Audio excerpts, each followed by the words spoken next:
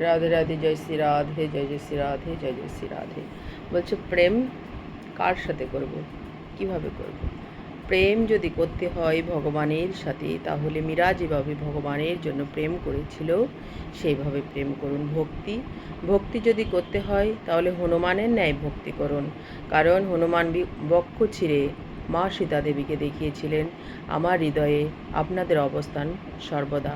আর প্রতীক্ষা যদি করতে হয়, বনবাসে যখন রামচন্দ্র প্রবেশ করেছেন, সবরি প্রতীক্ষা করে বসেছিলেন রামচন্দ্রের সাথে দেখা করার জন্য।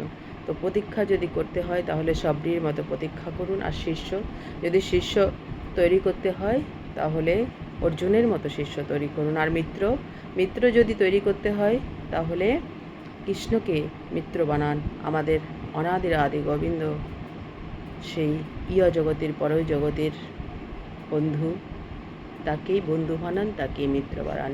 রাধে রাধে, জয় জয় শ্রী রাধে।